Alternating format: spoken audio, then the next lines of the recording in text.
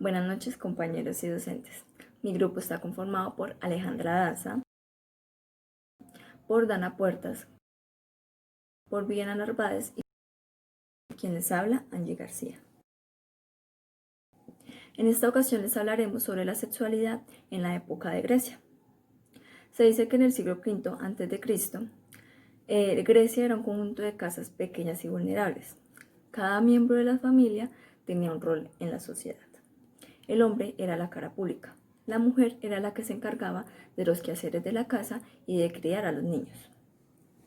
En los años de 449 a.C., Pericles se encargó de introducir el término ciudadanía para las personas netamente nacidas y procreadas de progenitores propios de Atenas. En esos tiempos no se permitían los matrimonios con extranjeros. Además, las mujeres debían tener un protector masculino para cuidar su castidad, ya fuera su padre o su esposo. Iniciaré hablando sobre el rol de la mujer en Grecia, desde la etapa niñez hasta su adultez. Las niñas ya eran conscientes de que no iban a asistir a una escuela, a una educación normal, sino por el contrario, ya tenían que irse preparando para ser amas de casas y esposas. Desde los 10 años ingresaban al santuario a una ceremonia o ritual que hacían para esa preparación de estas niñas y dar la transición de la niñez a la madurez. De allí ya salían listas para poderse casar con hombres mucho mayores que ellas. En esta ceremonia o ritual, el hombre coge a la mujer de su muñeca como símbolo de propiedad, mas no un símbolo de cariño, fraternidad o amor que sienta hacia ella. Su boda era el día más triste para las mujeres porque dejaban su libertad, tenían que ser aisladas totalmente de toda la sociedad en general. Solamente se podían dedicar a la función de sus quehaceres del hogar, a reproducir hijos y, por lo tanto, a brindarles una educación, como lo vemos en la siguiente imagen. Las mujeres siempre estaban recluidas en sus casas, encerradas y vigiladas. ¿Por qué? Porque les daba mucho miedo de que estas mujeres encontraran un hombre extranjero y se quisieran casar con él. Esto era como una violación a su cultura, una infracción donde ellos no podían permitir a que esto sucediera. Otro dato importante es que cuando la mujer se casaba, perdía todo su interés sexual. Otro acontecimiento importante de resaltar es que la mujer, si iniciaba su menstruación sin haber tenido relaciones con un hombre, esto podía ser problemas para su salud, ya que esto significaba de que no había abierto su útero y todo su flujo menstrual iba a quedar estancado. Muchas mujeres tomaban la decisión de suicidarse ahogándose en los lagos porque la única solución era quedar en embarazo muy pronto. Además, las mujeres solo podían salir una vez al año y esto solo era a ceremonias religiosas, donde se celebraba la fertilidad de la tierra. En este festival o ceremonia de fertilidad de la tierra, le llevaban presentes a la diosa Demetra con la esperanza de poder fortalecer su fertilidad. En la ceremonia, las mujeres sentían un poco de libertad porque allí ya se encontraban con más mujeres y podían comer, charlar, divertirse como normalmente lo podían hacer los hombres, como lo muestran en la siguiente imagen. En este festival se presenciaban mucho 3 tipos de plantas que utilizaban para poder tener un poco de control sobre sus cuerpos. Allí se puede decir que la mujer en ese momento dejaba de ser un poco sumisa y proporcionaba como un poco de poder sobre sí misma. Ellos regalaban 3 tipos de plantas. La granada, que tenía propiedades contraceptivas que impedían el embarazo. La segunda y tercera planta que utilizaban era el pino y la menta, que proporcionaban el aborto. La cuarta planta eran las hojas de vité, que esta planta lo que hacía era regular su menstruación. Les voy a hablar sobre el rol del hombre en Grecia, desde su nacimiento hasta la adultez. En el nacimiento, la mayoría de los niños no eran reconocidos. ¿Por qué no eran reconocidos? Porque en Esparta había un consejo de ancianos que eran los encargados de examinar si el bebé venía en buenas condiciones físicas. ¿Qué pasaba si el bebé no venía en buenas condiciones físicas? El bebé era lanzado desde el monte Tarheito. Si el bebé se identificaba con una rama de olivo que se ponía en la puerta de su casa. En la educación el niño era acompañado por un esclavo o un pedagogo, quien era el encargado de su crecimiento y enseñanza de aprendizaje. También les enseñaban a tocar instrumentos musicales como la cítara y el aulos. ¿Qué es la cítara? La cítara es un instrumento musical muy parecido a la lira y el aulos muy parecido a la flauta. En su proceso de formación conocemos el palestro, que también conocemos como gimnasio. Aquí participaban ellos en diferentes deportes desnudos. ¿Cuáles eran esos deportes? El deporte era la lucha, el disco, la jabalina. Esos eran los deportes que ellos practicaban durante su proceso de formación, el cual inculcaban. A partir de los 18 años, ellos ahí terminaban lo que es su educación y empezaban una nueva etapa que era servirle a la guerra. Esa era como la meta en honor a su pueblo, a su pueblo natal, que era Grecia. Por lo general, el ciclo de vida del hombre griego era hasta los 30 años. ¿Por qué era hasta los 30 años? Porque muchos iban a la guerra y morían. Aquí vemos al soldado griego en sus diferentes guerras, luchando. En general, para concluir, el hombre griego era esa figura social del Estado. ¿Por qué? Porque era social, porque él se encargaba de todo. Él se encargaba de su familia.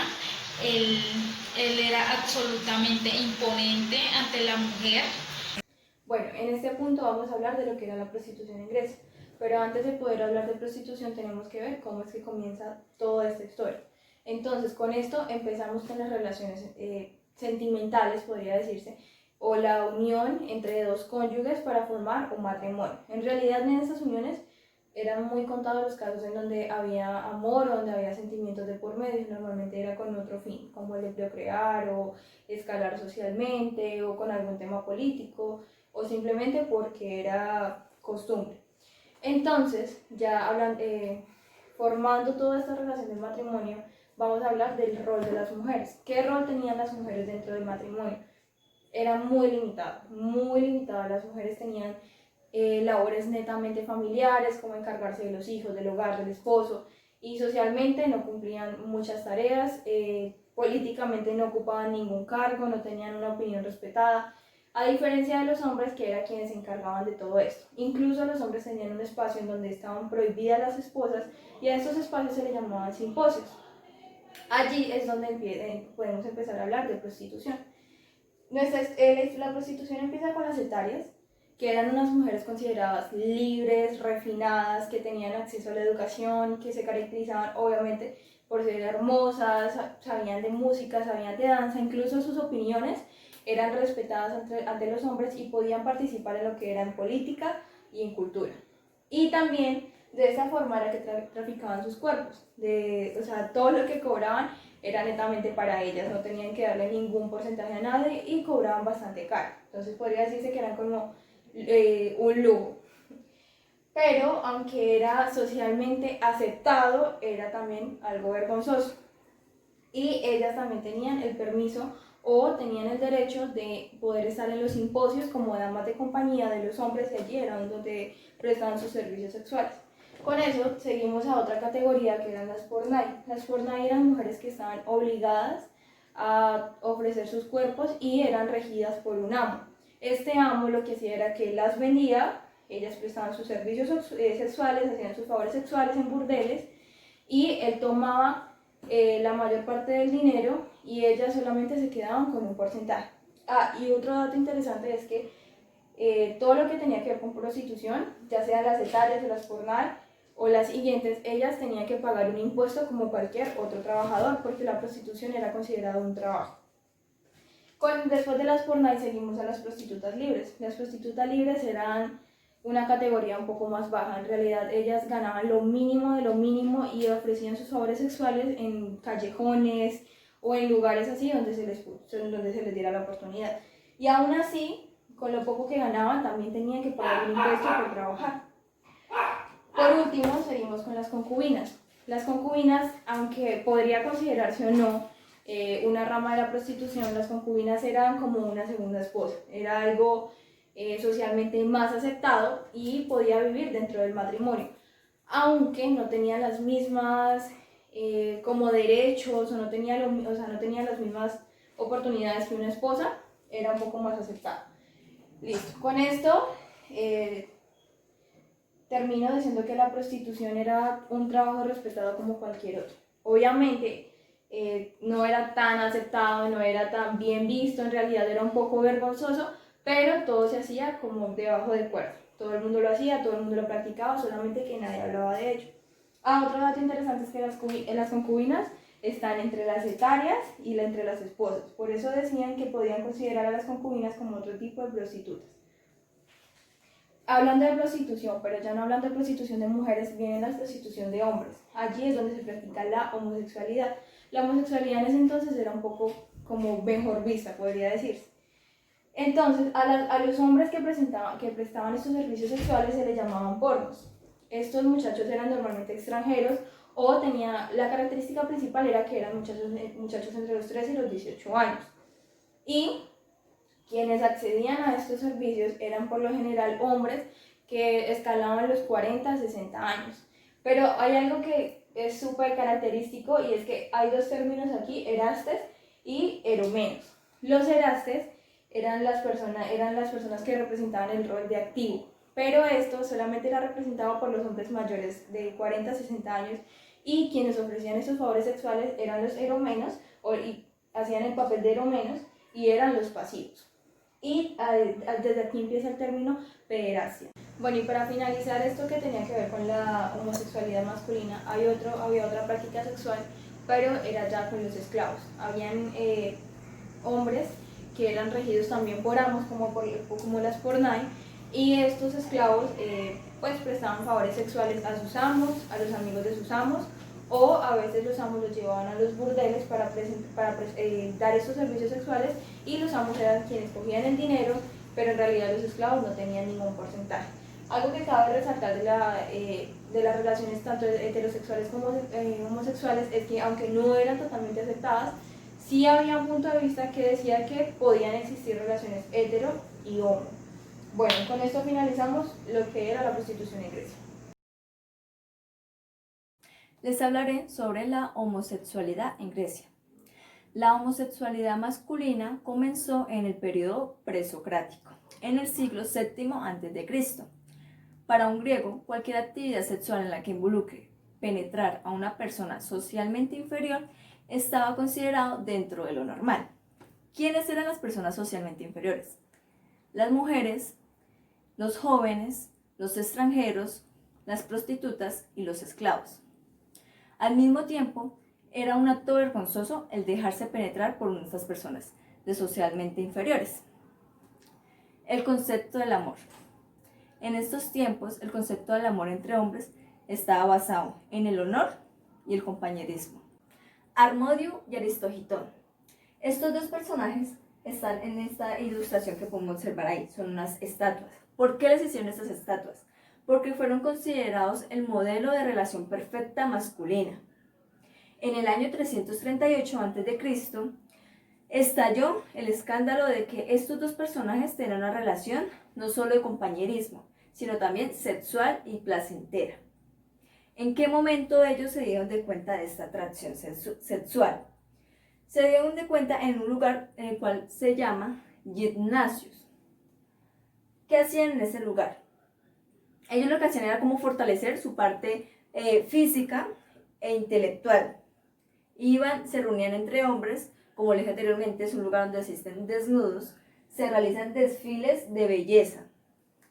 Ahí acudían jurados donde podían observar a cada una de las personas y tocar para ver quién era la persona que tenía mejor sus brazos, su pecho, su abdomen, sus piernas y las calificaban como símbolo de buscar la perfección masculina. La persona que resaltaba, como nos muestra en esta ilustración, les colocaban un lazo, ya sea en el bíceps o en el muslo. Le colocaban un lazo que significaba que esa era por la parte del cuerpo que había ganado. Las relaciones homosexuales eran dadas entre un adulto y un joven. Los adultos eran denominados erastes y los jóvenes eromenos. En actividades como el banquete, como podemos observar en esta ilustración, el adulto podía escoger a qué joven podía raptar. Sí, escucharon bien, raptar, porque era normal que los hombres adultos, si les gustaba un joven y ya era mayor de los 16 años, podían raptarlo con consentimiento de sus padres. En los banquetes, los padres, familiares, amigos, hacían como si estuvieran persiguiéndolo para prevenir el rapto del joven, pero al final lo dejan huir. El joven dura con este adulto 2 meses, en el cual enseña a cazar, a pelear y a conocerse más entre ellos dos. El joven debe complacerlo en todo lo que él le pida. Esto no es visto como algo malo, es visto como una forma de educar, porque dicen que así se puede formar el ideal de hombre perfecto, como veis en esta ilustración. La ley de Atenas protege a los jóvenes menores de 16 años y exigen que sus tutores de coro y educación tengan los 40 años cumplidos, porque consideran que es una edad veneraria para la época. Una vez los jóvenes tengan los 16 cumplidos o en adelante, la ley cambia. Ya ellos no los protegen de la misma forma y permiten que sus admiradores les den obsequios. Ya el joven debe escoger por cuál de sus amantes quiere salir, porque no pueden darse a la muy fácil, pero también no pueden decir no, sino que deben escoger la persona que más les atrae y la que mejor regalos les da. Por ejemplo, cuando los raptan, como dije anteriormente, esa persona lo que hace es regalarse, como demostramos en esta ilustración, su primer traje militar. Le regala un buey para que coloque como sacrificio a Zeus y le da una copa de vino, su primera copa de vino personal. ¿Qué buscan a cambio de ellos? Los adultos lo que hacen es tener relaciones con estos jóvenes. Los penetran, los besan, los tocan. No está permitido que ellos hagan lo mismo hacia ellos, ¿sí? Ciertas cosas sí pueden hacer, pero depende también del amante si lo permite.